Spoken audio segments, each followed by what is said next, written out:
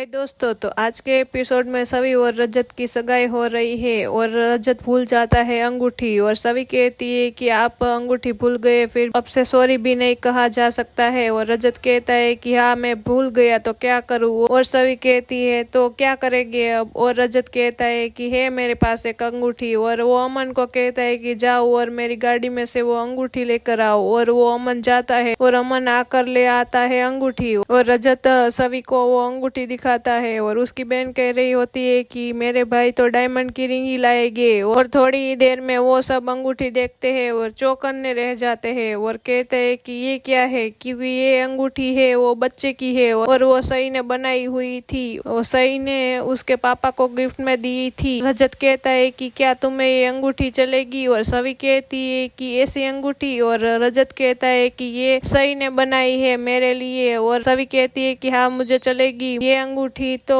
सबसे बेस्ट है, मुझे कोई हीरे की अंगूठी नहीं चाहिए। और रजत कहता है कोई बात नहीं, और सब खुश हो जाते हैं। और थोड़ी देर में रजत सभी को अंगूठी पहना देता है और सभी लोग अंगूठी देखने लगते हैं और सभी लोग कहते हैं कि अंगूठी बहुत ही अच्छी है। और वाकई अंगूठी बहुत ही अच्छी थी और पूरी फैमिली फोटो पड़वा लेती है। और थोड़ी देर में वो संगीत की तैयारियां शुरू कर देते हैं और रजत की फैमिली संगीत की तैयारियों के लिए डांस प्रैक्टिस कर रही होती है। और थोड़ी देर में वो सभी लोग डांस सीख रहे थे और थोड़ी देर में सभी की फैमिली वहां आ जाती है। और ईशा कहती है कि ये हॉल हमने बुक किया है, आप यहाँ क्या कर रही है। और रजत की माँ कहती है कि हम भी यहाँ पहले आए थे इसीलिए हम प्रैक्टिस कर रहे थे। और ईशा कहती है कि ऐसा नहीं चलता, मैंने 3 दिन पहले ही मैंने ये बुक करवाया था। और रजत की माँ कहती है कि नहीं, हम पहले आए थे इसलिए हम ही करेंगे डांस, और हम लड़के वाला है इसीलिए हम ही यहाँ प्रैक्टिस करेंगे। और थोड़ी देर में हरिणी ईशा को कहती है कि चलो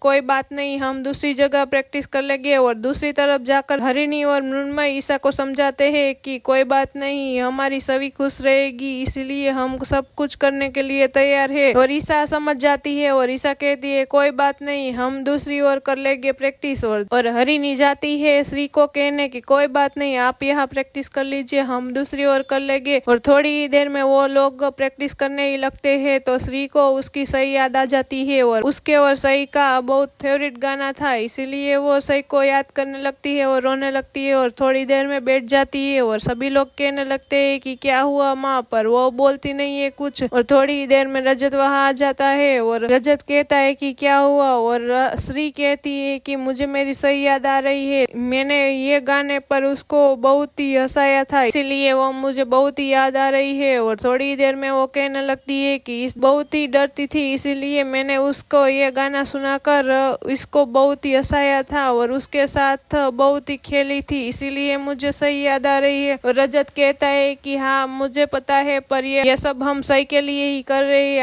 आप थोड़े दिन शांत रहिए तो अच्छा होगा। और रजत की माँ कहती है कि नहीं, मुझे मेरी सही चाहिए ही चाहिए। और रजत कहता है कि ये नहीं हो सकता। और ये सब सभी सुन रही होती है। थोड़ी देर में सभी जाती है आशिका और अर्श के घर, और जाते ही आशिका कर रही होती है शूट और सही आती है उसके पास। आशिका उससे बदतमीजी से बात कर रही होती है और वो सब अर्श देख रहे होता है। और थोड़ी देर में अर्श वहाँ पहुंचता है और आशिका से कहता है कि तुम उससे एक माँ की तरह बात करो, तुम कैसी तरह उससे बात करी हो और तुम बॉन्ड बनाओ अच्छा। और थोड़ी देर में डोरबेल बजता है और वेटर आता है और कहता है सभी आई हुई है। और आशिका कहती है कि हाँ कोई बात नहीं, उसे अंदर ले आओ। और थोड़ी देर में सभी अंदर आती है और वो कहती है कि मुझे सही को ले जाना है, मेरे संगीत की तैयारियां चल रही है इसीलिए। और आशिका कहती है कि हाँ कोई बात नहीं, तुम मुझे ले जा सकती हो, तुम हो तो मुझे कोई भी चिंता नहीं है। और थोड़ी देर में वो कहती है कि मैंने तुम्हारे फियांसे को देखा था। और